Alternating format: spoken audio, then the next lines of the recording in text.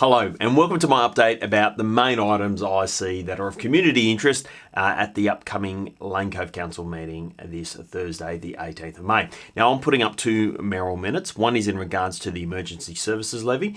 In short, this levy, the costs are increasing and predominantly shifted onto councils without councils having any means to cover the cost increase as this levy is shifted to councils. So it's an issue that all 128 councils in New South Wales are facing, and there's a bit of a campaign underway to get some support from the state government with this cost increase. The second thing is I'm doing a Mayoral Minute, just updating all the letters that I have sent off recently in my capacity to mayor, to various New South Wales ministers who've been recently appointed to try and raise a whole range of topics that are pertinent to our area and think would be helpful for a new state government to be aware of. Now, a few motions of notice are put up by other councils. One is in regards to harmonising our hours of permissible construction work with those of our neighbouring councillors. Bit of an update on the pollution incident that occurred in Berries Creek around Easter. And also proposal for council to help facilitate public discussion around the referendum on the Indigenous voice to Parliament. Now, in the officers' reports for determination, there's a few ones that I think will be of interest to many people. One is about 14 Gay Street, which is 2,800 square metres of land that council acquired in Lane Cove North.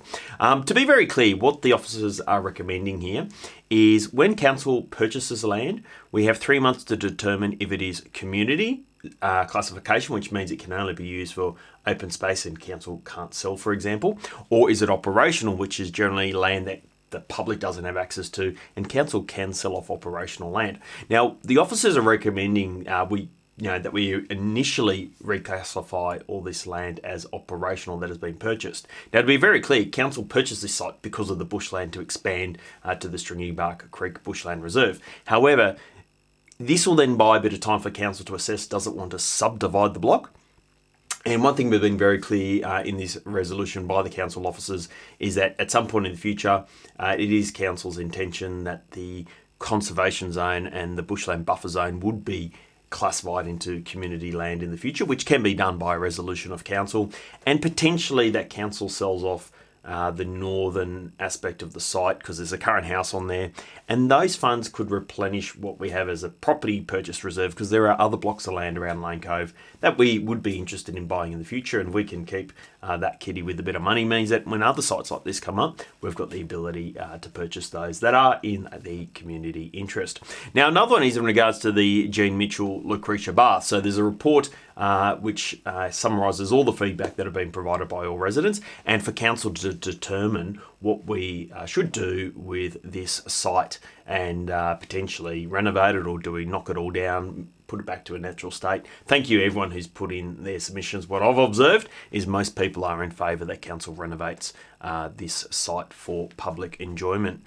And then we've got a whole raft of policies that have come back, social media, modern slavery, media policy, that have come back to council post consultation to be adopted by council, the Lane Cove and St Leonard's parking study.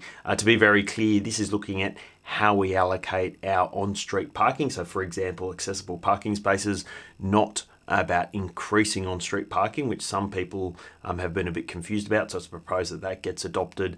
And some highlights, our community assistant grants, almost or over $400,000 of grants going to local community groups. I propose that that is adopted. So there you are, very big agenda, but with a lot of kind of administrative items, and hopefully I've highlighted there what are the items that I think are of interest for most residents. As always, if you've got any feedback, please send me an email or join my community Zoom next Wednesday at 7:45. Definitely happy to have a chat over Zoom to answer any questions. And as always, hope you found this video update helpful. Thank you.